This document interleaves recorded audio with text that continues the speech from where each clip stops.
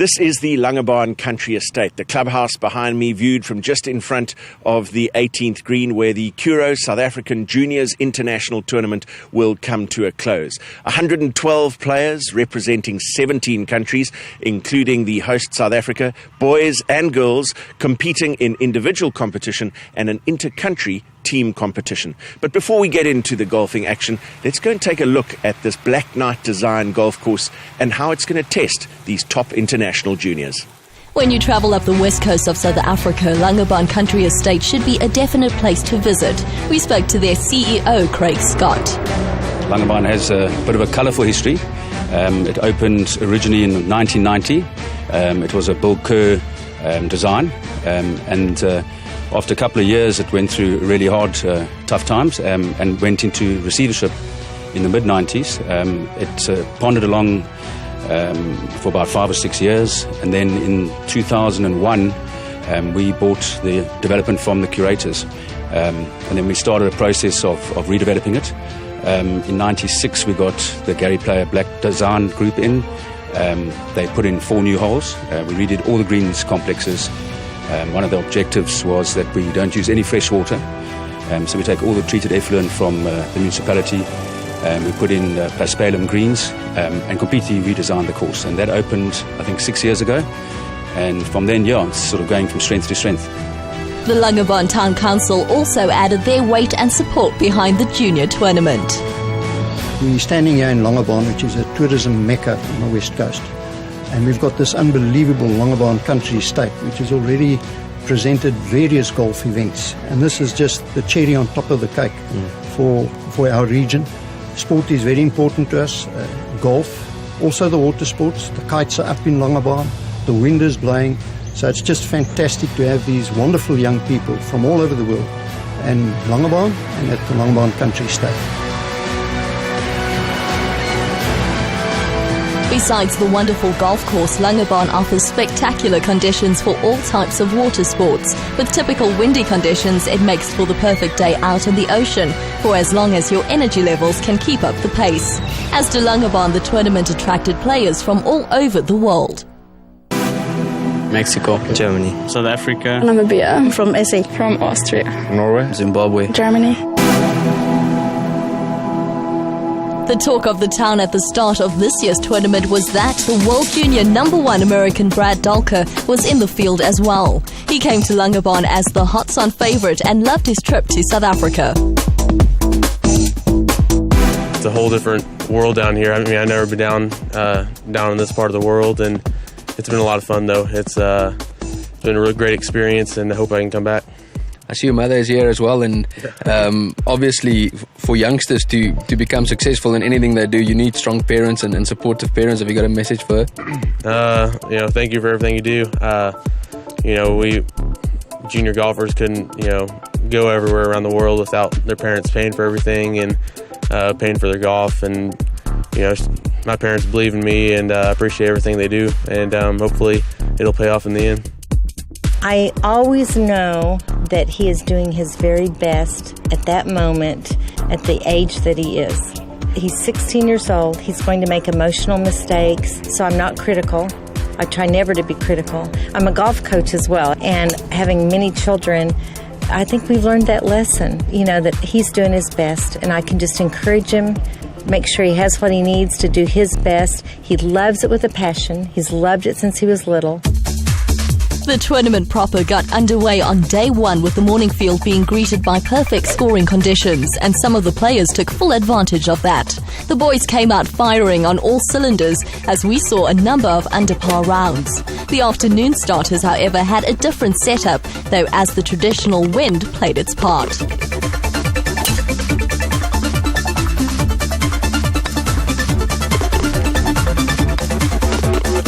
In the girls section, Curro schoolgirl Ivana Samu claimed the lead as she went out during the first round in a level par 72 and took a 2-stroke lead into the second day.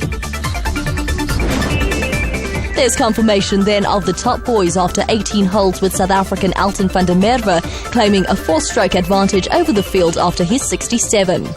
Bringing more than 100 players from 17 different countries to participate in a tournament such as the Curro South African Juniors International takes a great deal of operational organisation and also some very generous sponsors. This tournament has been no different. They've had the buy-in of the local municipality here on the West Coast and also the support of some truly wonderful sponsors.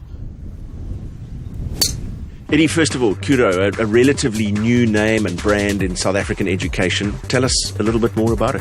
Curro Holdings is the company that manage and acquire private schools in South Africa. We've started way back in 1998, and we're now 32 schools nationally. You have one right here in the Langebaan area. Yeah, wonderful to have it here in Langebaan. It's a beautiful place at the West Coast and a wonderful school with over 700 kids that's in the school here. So, yeah, it's a beautiful school. Now, you recognise golf as a school sport at Curro, so this association with this event and this series a good match for you. Yeah, the Curro South African Juniors International is part of the World Junior Golf Tournament Series, and it's giving the South African players the opportunity to play against international players and to measure themselves against the international competition, and we are proud to give our South African players this opportunity. And it goes well with the Curro mandate as well, where we say that we want to produce well-rounded and well-educated leaders of tomorrow. We caught up with World Junior Golf Tournament Series President Dr. Susanna Rosbach as well. Susanna, tell us about the series, how it came about and what it looks like today. At first, we had the idea to run just a very special tournament in Germany 13 years back. And after a couple of years, Erika Lefsen came to our tournament. At that time, she was the president of Women's Golf South Africa. And she was so fascinated the way we set up this tournament that she came up to me and said, Susanna, you know her, I want this tournament in South Africa. And she made it the following 3 years. It was down in Judge, and now we changed sponsor, and now we have a new venue. And I must tell you, I'm very, very glad to have it here. And as Dr. Rosbach mentioned, the driving force behind the South African event was Erika Lefsen. She too spoke to Matthew Pierce. Erika, from your perspective, a huge success. It must be very satisfying to see players from all over the world here in Langebaan. I think it's one of the greatest things that can happen to junior golf in South Africa. The fact that we've got over 62 internationals playing. It's the first time we've had a bigger international field than a local field. And looking at the standard of play, our players have got great competition. It's a good practice. And what I'm really pleased about is that the South Africans are performing so well. Now, one of your personal initiatives is that apart from the individual competitions, they get to represent their countries in a team event. Yes, we're the only country that runs a team event in the World Junior Golf Tournament Series, and we want that to grow from strength to strength. So we're going to work with SAGA Junior Golf, encourage them to bring formal teams across, and although the teams is a bit small at the moment, it's going to go from strength to strength and be a formal, almost, I'm hoping it will eventually be for colours. As the sun's first rays started to be seen across the Langebaan Country Estate for Day 2 of the 2014 Curro Juniors SA International, so the overnight leaders took to the golf course first as the draw was done in reverse order, with the chasers following them. First up was Alton van der Merwe, who was joined for the second round by Denmark's Peter Balbro, who carded a 1-under par 71 on the first day. Following them was pre-tournament favourite Brad Dalker, and he played alongside two South African juniors in Tristan Stradum and Luca Filippi. As the leading 3-ball of girls took to their second round, we joined the action here on the par 3 6th. Day 2 started off very benign as the 3-ball of Austrian Leah Zeitler, Henriette Eidster from Norway and South Africa's Eleonora Galetti easily made their pars here. We join up now with the leading 2-ball of van der Merwe and Balbro. Both guys did not find the course giving up quite as many birdies as it did during the first round, and the Dane fell away with the second round 5-over par 77. The South African youngster carded a flawless 5-under 67 in round 1, but could only post a level par round in the second. I had 1 over today, which was still pretty good. It was getting very windy late in the round and obviously getting tired as well. The just looking at today, it's a little much better than what it was yesterday. So just thinking to myself, maybe take a little bit of advantage today, and that's exactly what happened. Made a few putts and need a few good drives down the fairway. Gave myself a lot of opportunities in that. As the groups teed off both the first and the 10th tees, the girls trio of South Africans Metzelang Mokoena, Chiara Conter-Matthews and Germany's Fiona Hebel got their second round finished on the par 4 9th green. And with that, here's confirmation then of the girls' leaderboard after 36 holes, with SA Junior number 1 Kaylee Telfer bouncing back with a superb 3 under 69 to grab a one-stroke lead into the final round. At the top of the boys' standings after 2 rounds, it was Rabula and Van der Merwe, both on 5 under, with the world junior number 1 Brad Dalker just 2 strokes back. Well, despite some tricky conditions at times, some very fine scoring during the first 36 holes of this event. And one of our joint leaders in the boys' competition, Jovan Rabula, shooting a 6 under par 66 in his second round. It wasn't enough, though, for him to claim the outright lead. Tied for the lead going into the third and final round. We'll have action from that next.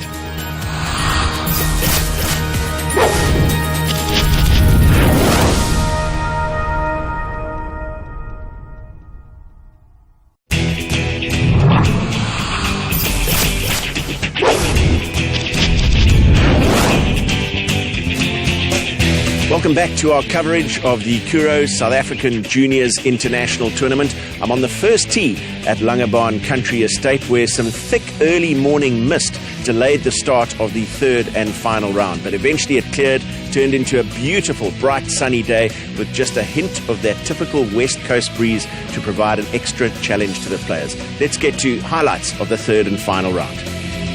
With all the talking done, it was time for the players to get those last-minute practice putts out of the way before making their way to the first tee for the final round. On the tee here, game 26 was that of Australian Daniel Gale, August Lindvall of Sweden, and locals Hayden Garcia and Luca Filippi. They were followed by the leading girls 4-ball of South Korean Carrie Park, playing alongside the SA trio of Kara Goli, Bianca Theron and Kaylee Telfer. We move our attention forward now to the par 3-6, where the girls Ivana Samu, Chanel de Lange, Jessica Lasky and Katerina Barata Dragano made sure they didn't lose ground with the leaders by making solid pars. Next to the par 3 6th tee was the boys group of Luke Tricado, Denmark's Peter Balbro, Andre van Heerden and South Korea's Paul Choi. These boys struggled to find the putting surface with their tee shots, but made no mistake with the chip shots, as they too managed to get past this hole without dropping shots.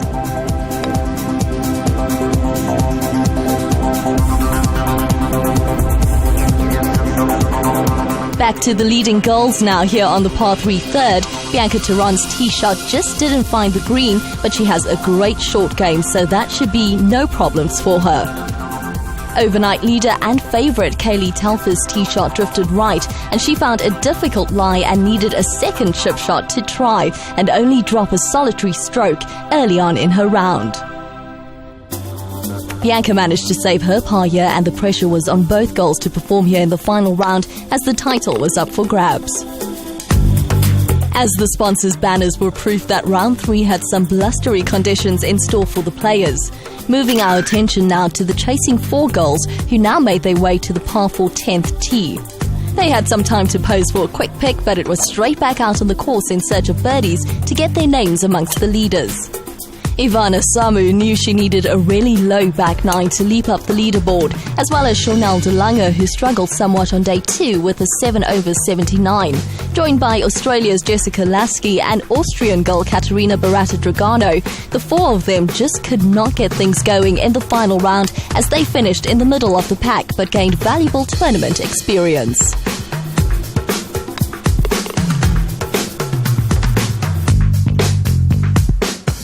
Back to the leading girls here on the par 3 6th. Kaylee Telfer managed to pull off a wonderful tee shot to set up another birdie opportunity.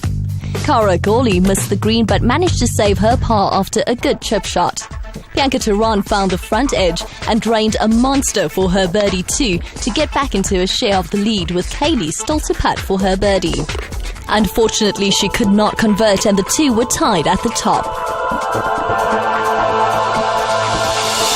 As the girls moved on to the par 4 7th, the leading boys made their way onto the par 3 6th tee. Jovan Rebula found the green with his tee shot, whilst fellow South African Tristan Stratum came up short and right.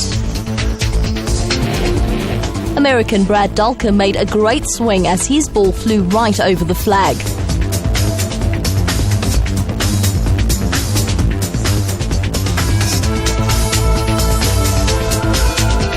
Tristan's chip was too hard and he left himself attested to save par.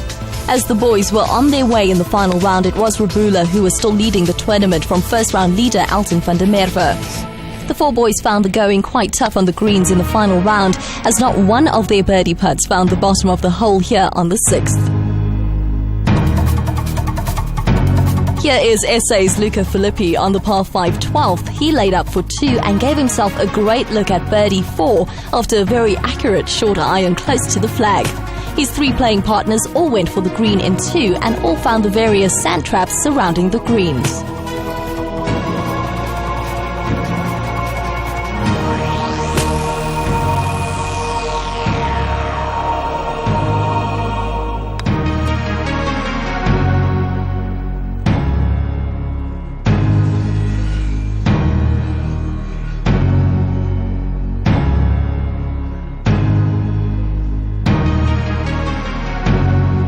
Through 9 holes, the leading scores in the girls division saw Bianca Theron now with a 1-stroke advantage over Kaylee Telfer, with Cara and Carrie still in 3rd and 4th. On the par 4 10th now, we pick up our leading girls on the green. The tension in this 4-ball was tangible, as all 4 still had a very good chance to walk away with the title.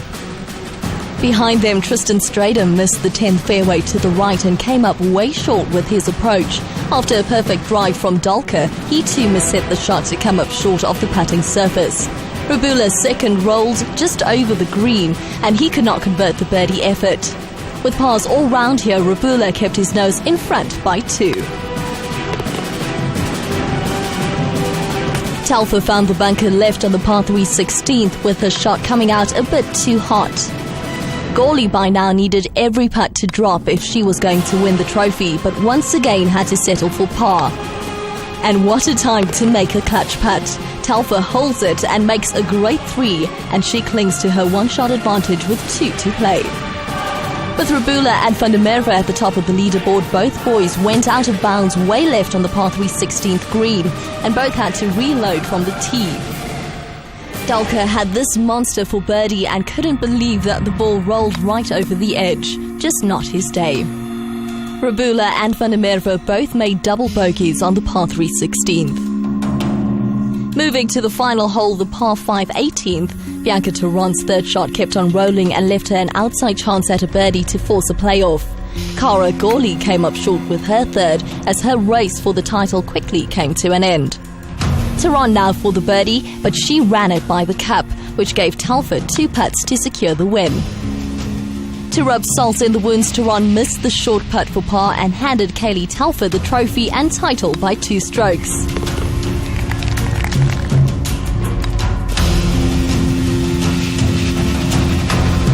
There's confirmation then of the final leaderboard for the girls.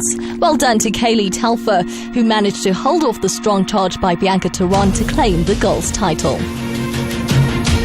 So with only the boys' final 4-ball to come in, it was a tense affair. Rebula made a great birdie 3 on the 17th, so he knew a par would force van der Merwe to make an eagle to tie. Dahlke found the green in 2, and the eagle 3 for him could be enough should Rebula make a mistake. Rebula laid up with his 2nd and then played a very nervous chip to keep the door slightly open to the chasers. Van der Merwe's 2nd flew the green but chipped it close to give him a great look at a birdie 4. Dahlke now for his eagle 3, but it wasn't to be for the world junior number 1, who had to settle for 3rd place on 2 under par. To post 4 under par, Rebula needed to 2-putt this one, and the ball rolled up to within tap-in range. Elton van der Merwe made no mistake with his birdie putt, however Rebula tapped in for the win.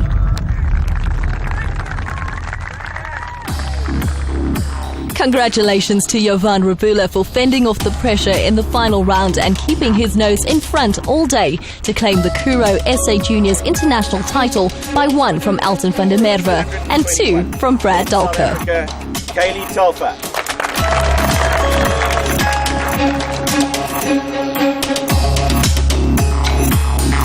first round I battled a bit, shot 79, but at least the wind stopped on the second day and came back with a 3-under par 69. And it was very close in the final round, a lot of players pressing for the lead. Yeah, it came down to the last hole and I had a tough putt to win it, but I did it, so yeah. What does a victory like this mean to you, given the international players that came out to play this tournament? Oh, it's just amazing. I don't know.